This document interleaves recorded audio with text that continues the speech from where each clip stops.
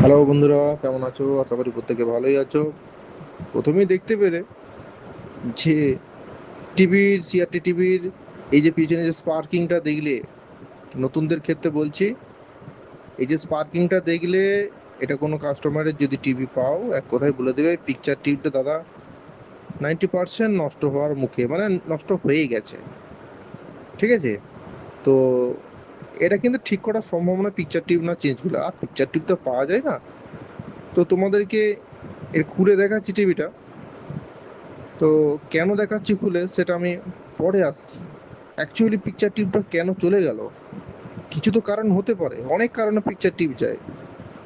অত্যাধিক বয়স হয়ে গেলে, যদি ফ্লাইব্যাক ট্রান্সফরমার কোনো সমস্যা হয় তাহলেও যায়।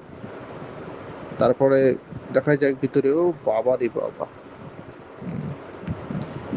দেখতে পাচ্ছ যে ইএসটি ক্যাপটা আছে, এর মধ্যে কত কি গড়িয়েছে রে বাবা। তো যার জন্যে আমার ধারণা এই পিকচার টিউবটা ওই জন্যই গেছে, 100% ওই জন্যই গেছে।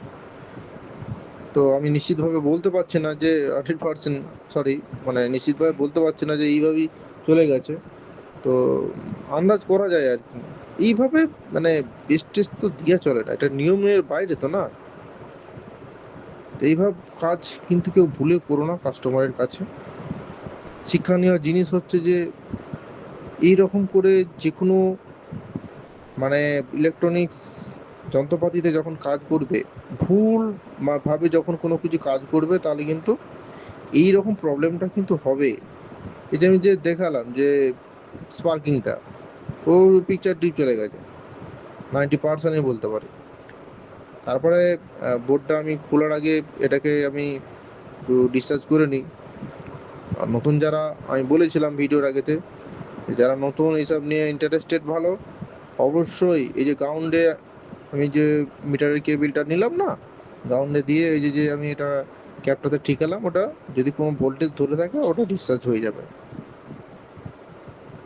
এ দেখতেই পাচ্ছ যে এই যে ক্যাপের এই যেরকম পরিস্থিতি, আর ভিতরে মানে আঠা আরো ভিতরে ঢুকে আছে।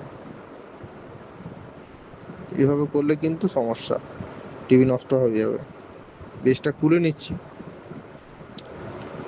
বেসটা খুলে বোর্ডটাকে এবার কি করতে হবে না, পাওয়ারটা মাপতে হবে প্রত্যেকটা সেকশনের ঠিকঠাক পাওয়ারগুলো আছে কিনা।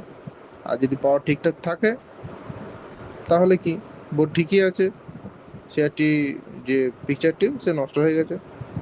এটা আর বলার কিছু নেই। আর এখন যা পরিস্থিতি, এরকম আর পিকচার টিউব পাওয়া যাবে না, মানে টিভিটা পুরো গেল হিসাবে।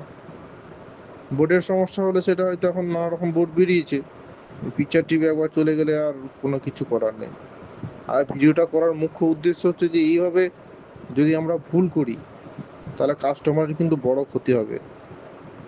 যে করেছে আমার মতো মিস্ত্রি বা কেউ তো কেউ কাজটা করেছে, এটা নিয়ে এটা এইভাবে করা উচিত হয় না, মানে এইভাবে পেস্ট দিয়ে অত্যাধিক হারে পেস্ট গড়িয়ে চলে যাচ্ছে, এইভাবে করা উচিত নয়।